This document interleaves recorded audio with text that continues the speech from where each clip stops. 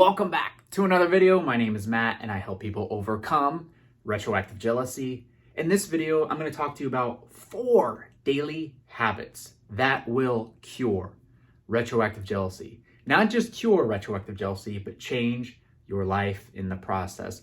These 4 things, if you can just set literally just like a daily routine to make sure you're doing them every single day, I know without a shadow of a doubt, you will start finding relief from these intrusive, painful thoughts, through these thoughts that just keep coming and keep coming and keep coming, sucking the joy, sucking the life right out of you, right out of your relationship. So adopt these 4 daily habits, and I know for a fact your life will change in ways you could never imagine. So we'll jump into those 4 things in just a moment. But before we do, if you could take a quick moment and smash the like button, that will activate YouTube's algorithm and get the video out to more people that really need to see it. So I'd really, really appreciate it.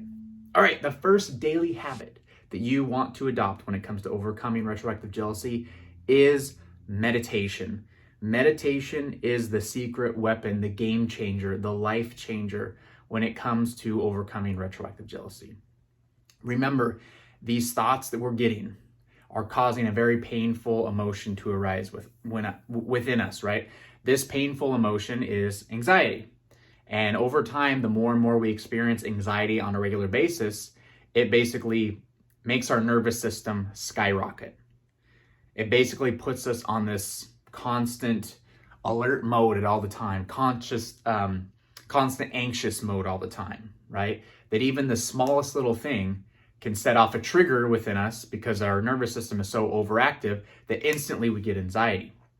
That's why a lot of people say, hey, like everything's a trigger for me. You know, I watch a sex scene in a movie, I get triggered. I'm being intimate with my partner and I get triggered. Even the name of a restaurant or a certain name of a person, I get triggered, right? That's because our nervous system at this point is just out of whack. It's very, very elevated. It's as if we're like some like prehistoric cavemen and we're sleeping where there's a ton of like saber-toothed tigers and dinosaurs. And so we're constantly like looking around for something, and any noise we hear, anything we hear, we get that, that jolt, that very painful response. Because again, that's adrenaline in our system. That's our body saying, you're in danger, you're gonna die. You gotta make a move, you gotta do something quick. But the truth of the matter is, we're not in danger, right? These thoughts cannot kill us in any way, shape, or form. So we know at that point that this overreaction is basically an illusion. Our brain is processing information incorrectly. Long story short, through the power of meditation, we can start to calm our nervous system, calm our anxiety. And when we start calming that stuff down, we're no longer going to get these triggers all the time, right? We're no longer going to feel like we're in danger all the time or fearful all the time. It's just not going to be there when our nervous system is not so overreactive, when we're much more calm. And that was a big eye-opener for me. When it comes to these thoughts and everything else, I was like, oh, I need to get these thoughts to stop. I need to get the thoughts to stop. But it's not about getting the thoughts to stop. It's about getting the emotion to calm down. And once the emotion calms down and you're feeling less anxious, or these thoughts come and you don't have that anxious response to them, these thoughts will no longer come anymore, right? The emotions are what causes our thoughts to come. If you ever like in general anxious about like a money situation, let's say you're tight on money for rent or for your house payment, whatever it is, and you feel anxiety around it, usually that creates more thoughts of anxiety towards other things in your life, right? You might be like short with your wife or short with your kids, like very, not having a lot of patience during your day. It's creating more thoughts of that same anxious nature. And so we need to come back to that idea of the feeling. And this is a feeling because our nervous system is overreactive at this point, and we need to calm it down. So adopting meditation into your daily life is going to be so profoundly powerful for you in overcoming retroactive jealousy. Just doing 10 minutes a day, 15 minutes a day, whatever it is, but getting the habit of doing it every single day. Not skipping, just every single day. Make it 100%, I have to do this. Because you'll find that when you start to do it, you're going to start craving it more. your brain's going to start to craving it. It's going to say like, yes, please give me that 10, 15 minutes where I'm not thinking about all this stuff. Give me that 10 minutes where I'm just relaxing, where I'm just chilling out. And it's going to want it more and more and more. You're going to start to crave it more than things that you craved before. Some people say once they started meditation, they stopped needing to drink a cup of coffee because the meditation made them feel all the energy, even more energy than they needed from, the drug of caffeine, things of that nature. But your brain will start to crave it more and more and more when you start to see the profound effects that it has in your life. And when you overcome retroactive jealousy, I guarantee you, you're still going to want to meditate. That's still going to be a part of you. You're going to want to do it just because it feels so good. Just because during your day, you're a whole lot more alert. You're a whole lot feeling happier, joyful. You're more of this like allower, being in an allow state, kind of a chilled out mood, being like, don't worry about it. It's going to be all good. I know it. And, when we have that mindset, those things start reflecting in our outside reality, that kind of chilled out mindset that everything's going to be okay, everything's all good, no matter what, things are going to work itself out. Things end up working themselves out. It's very, very powerful. So make sure you adopt meditation into your daily life. The second one I want to talk about is affirmations, positive affirmations. Okay. There's a group of people that don't necessarily agree with affirmations, and there's a group of people that really, really do agree with affirmations. I'm one of those that do agree with it because they've worked for me in my life, in overcoming RJ, in building confidence, in building self-esteem, in turning myself into the person that I really wanted to be. And this goes back again, I've talked about Dr. Joe Dispenza on this channel before. And Dr. Joe Dispenza writes books on rewiring our brain and our subconscious mind, and basically, he has a book that's actually called Breaking the Habit of Being Yourself. So breaking out of old thought patterns, old beliefs about ourselves, and starting to wire in new beliefs about ourselves. Because when you get down to it, a belief is only a thought that we keep thinking. We keep thinking a certain belief, and it has so much repetition that it strengthens the neural pathways in our brain to that thought, let's say, to that belief. And so it's much easier for those default thoughts to go down to those beliefs. So it's not necessarily that, you are a jealous person or you are an insecure person. It's the fact that you are thinking a thought that says you are insecure. You are thinking a thought that says you are a jealous person. Those are just thoughts.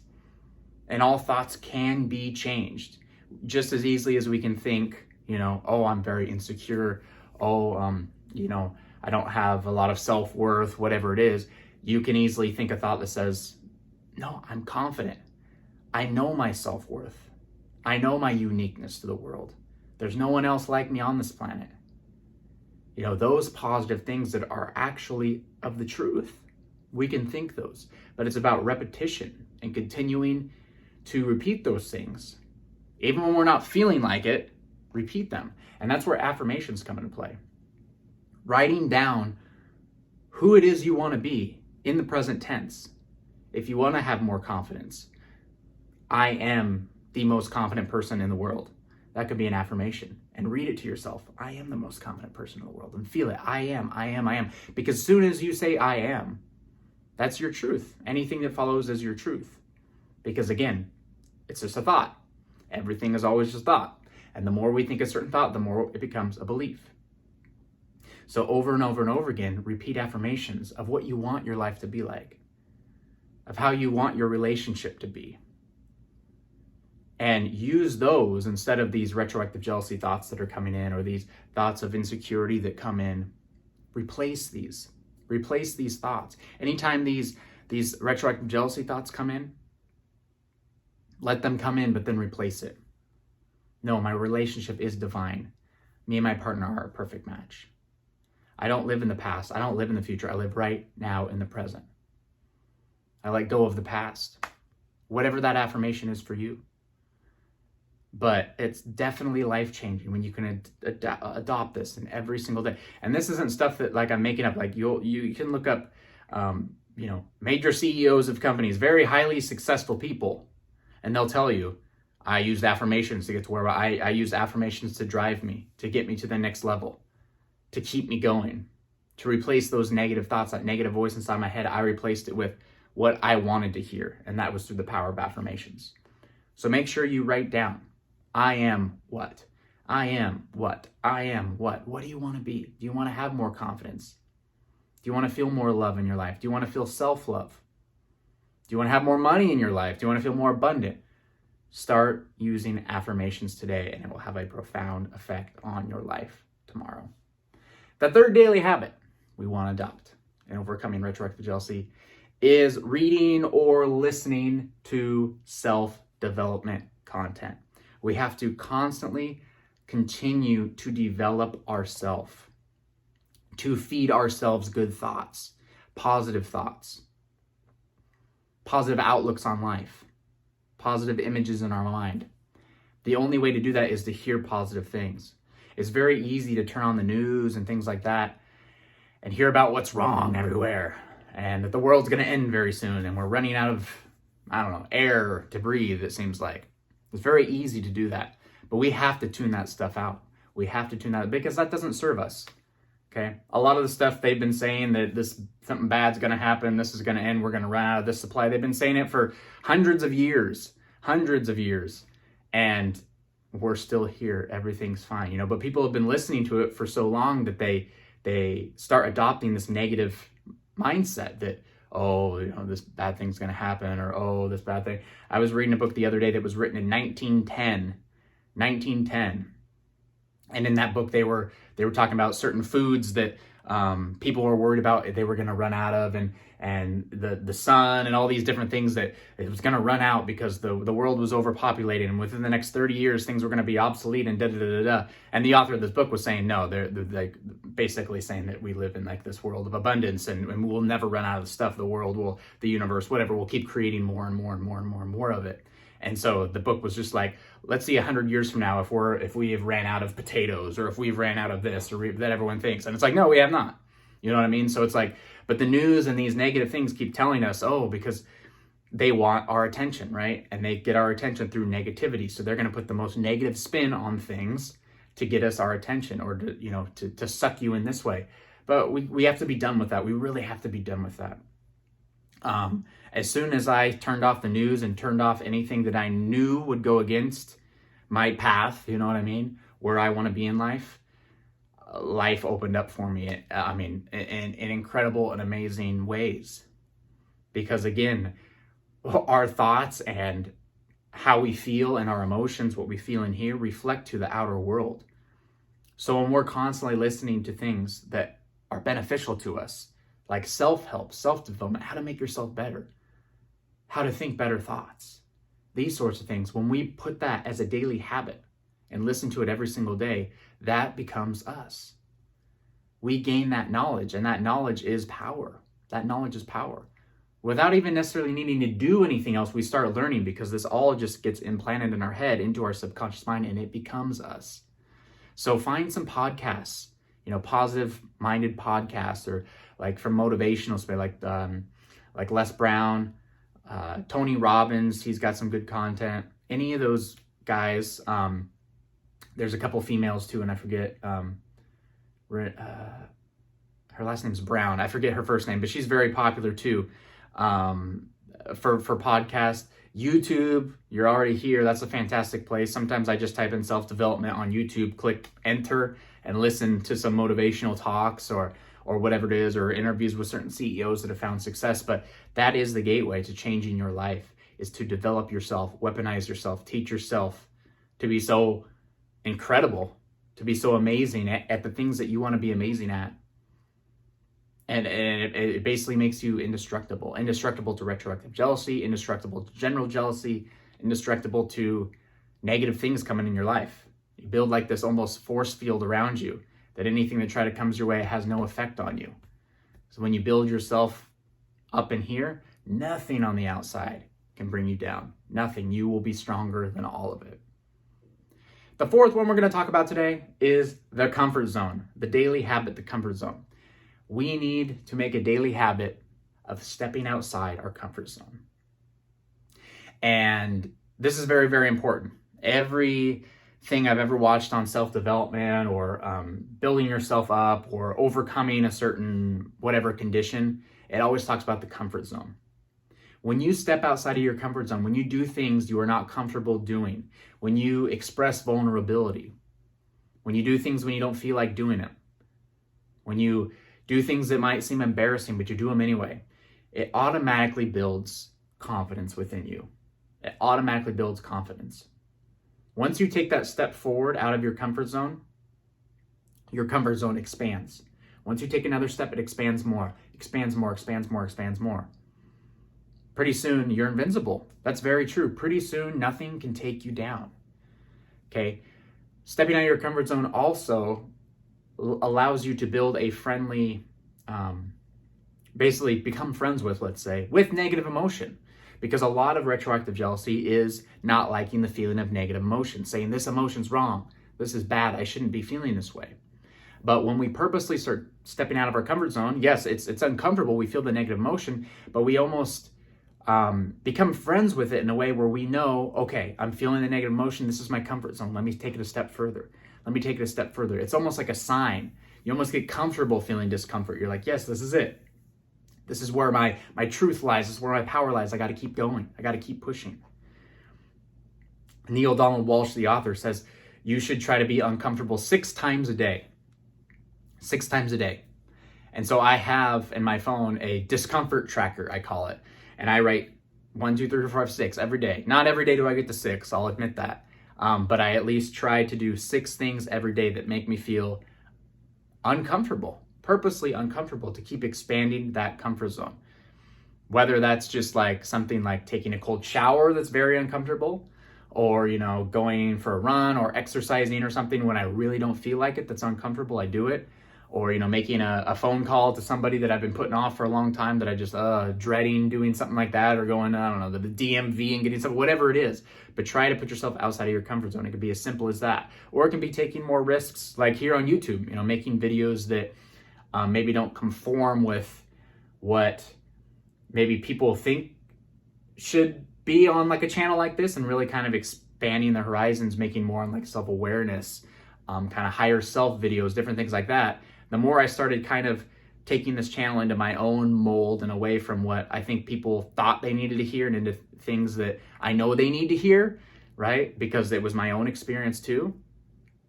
My channel started blowing up. Those videos get the most views, right? So that wouldn't have happened if I didn't step out of my comfort zone. And that's the same with you when it comes to retroactive jealousy, making a daily habit of stepping out of your comfort zone. If you're not feeling, in the mood to give your partner a kiss or something, maybe you're feeling a lot of anxiety, go and give them a kiss anyway. Step out of your comfort zone and do it.